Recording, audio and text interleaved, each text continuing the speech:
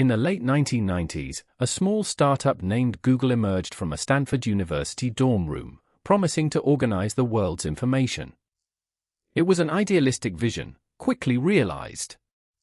Google search became synonymous with finding anything online, a ubiquitous tool used by billions daily. Its rapid ascent was breathtaking, transforming from a simple search engine into a sprawling digital empire encompassing advertising, mobile operating systems, and countless other services. But with unprecedented power, inevitably, came scrutiny. The question began to loom: had Google become too big, too dominant? For decades, the specter of antitrust law has haunted dominant corporations, from Standard Oil to AT&T. Now, it was Google's turn. For years, whispers and complaints about Google's market practices circulated among smaller competitors and regulators. They alleged that Google wasn't just good at what it did, it was actively suppressing competition. These concerns coalesced into a formal investigation, led by the U.S. Department of Justice. The stage was set for a monumental confrontation, one that could redefine the rules of the digital age and challenge Google's very foundation. On October 20, 2020, the U.S. Department of Justice, alongside 11 state attorneys general, dropped a bombshell, a landmark antitrust lawsuit against Google. Attorney General William Barr announced the action, accusing Google of unlawfully maintaining monopolies in search and search advertising markets through anti-competitive and exclusionary practices.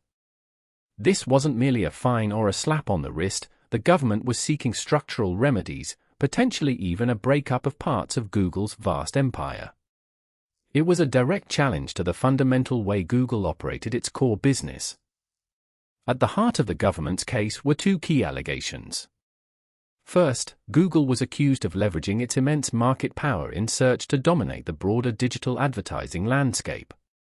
Second, and perhaps more controversially, the lawsuit focused on Google's lucrative contracts with smartphone manufacturers like Apple and Samsung, and telecom carriers.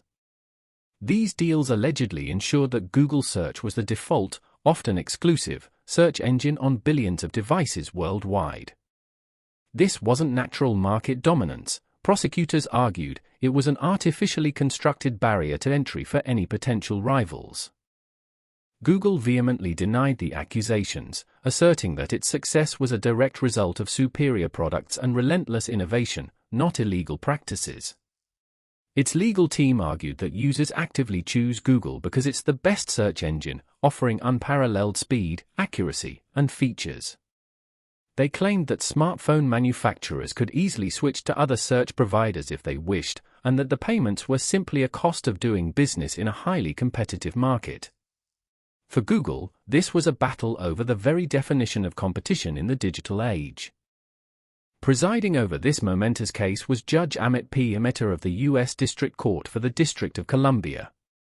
His courtroom became the epicenter of a legal drama playing out for months. The trial itself, stretching across 10 weeks in late 2023, was a deep dive into the intricate workings of Google's search and advertising businesses. Dozens of witnesses, including current and former Google executives, economists, and competitors, took the stand, offering often contradictory perspectives on the digital marketplace. Every detail, from internal emails to complex financial models, was scrutinized. A critical piece of evidence centered on the confidential agreement between Google and Apple. Testimony revealed that Google paid Apple billions of dollars annually to make Google Search the default engine on iPhones, iPads, and Safari browsers. This wasn't merely a partnership, prosecutors argued it was a tacit acknowledgement from Google that without such payments, users might choose alternatives. Apple, a company known for its privacy stance, faced scrutiny for accepting these payments, effectively prioritizing revenue over potentially fostering more competition in search. Beyond the financial agreements, internal Google communications proved damning. Emails and documents revealed executives expressing concerns about competition, discussing strategies to maintain search dominance, and even joking about the legality of their market position. One notable exchange showed a Google executive admitting that if they stopped paying Apple, Bing would become a viable alternative. Such admissions provided a rare glimpse behind the corporate veil, suggesting a deliberate strategy to entrench their monopoly, rather than relying solely on product merit. The trial vividly highlighted the immense power of default settings. For most users, the pre-installed search engine on their phone or browser is simply what they use, often without a second thought. Changing this default requires conscious effort, a hurdle many are unwilling to jump. Prosecutors argued that Google exploited this behavioral inertia, effectively locking in billions of users through its agreements. This wasn't just about money, it was about controlling the digital gateways, shaping what information users encountered, and ultimately, stifling innovation from smaller search providers. Economists for both sides presented complex data, painting vastly different pictures of the market. The government argued that Google's monopoly led to higher advertising prices and less innovation, ultimately harming consumers. Google's economists countered that search was free for users, and its efficient advertising platform benefited businesses, especially small ones. They emphasized that the digital economy was dynamic and competitive, pointing to the rise of specialized search engines and social media platforms as evidence of ongoing innovation. The courtroom became a battleground of competing economic philosophies. After months of deliberation following the trial's conclusion, Judge Amit Mehta delivered his first, crucial decision on September 15, 2023. He ruled emphatically in favor of the Department of Justice, finding that Google had indeed illegally maintained a monopoly in the search engine market. The judge concluded that Google's contracts with device makers and carriers acted as a significant barrier to entry, stifling competition and consumer choice. This was a monumental victory for the government and a stark repudiation of Google's long-held arguments about its market dominance.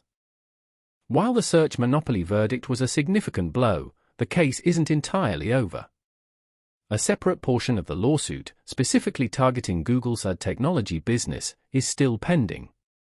The government alleges that Google uses its dominant position across various components of the ad tech stack, from publisher tools to advertiser exchanges, to unfairly advantage its own services and exclude competitors. This involves a highly complex web of auctions and data flows, potentially revealing further anti-competitive practices. The battle for the future of digital advertising remains fiercely contested. With Google's search monopoly confirmed, the focus now shifts to remedies. The Department of Justice is pushing for significant structural changes, potentially even forcing Google to divest parts of its business.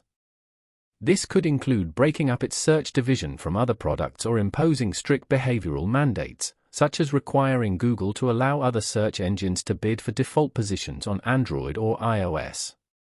Google, of course, will fight these proposals vigorously, arguing that they would harm innovation and user experience. The coming months will see intense negotiations and further legal arguments on the path forward.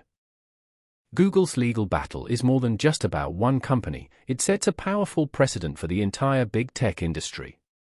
This ruling signals a renewed appetite from regulators to challenge the immense power wielded by tech giants like Amazon, Meta, and Apple. If Google can be found to have illegally maintained a monopoly, what does that mean for other companies with dominant platforms and vast market shares? The era of unchecked growth and minimal regulatory oversight for Silicon Valley may be drawing to a close, ushering in a new age of accountability. Should the remedies proposed by the DOJ come to fruition, the future of search could look drastically different. Imagine a world where changing your default search engine is not only easy but actively encouraged, fostering genuine competition. Smaller, innovative search engines might gain traction, offering specialized services or prioritizing privacy in new ways.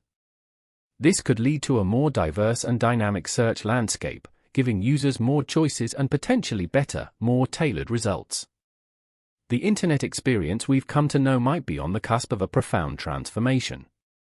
At the core of this debate lies a fundamental tension: user choice versus convenience. Google argues that users gravitate to its products because they are simply the best and most convenient. Prosecutors contend that true choice is hindered when one company uses its power to make alternatives virtually invisible or difficult to access. This case forces us to ask, what constitutes fair competition in the digital realm? And how much control should a single corporation have over the flow of information that shapes our daily lives? The answers will dictate not just Google's fate, but the very architecture of the Internet. This monumental antitrust lawsuit against Google is far from over. Appeals are inevitable, and the process of determining and implementing remedies will be protracted and complex. It could take years for the final repercussions to fully unfold. Yet, regardless of the ultimate outcome, the US government has drawn a clear line in the sand. This case marks a pivotal moment, signaling a new era of antitrust enforcement aimed squarely at the tech giants. The digital landscape is shifting, and the world watches to see if this battle truly breaks up Google, or simply reshapes its formidable empire.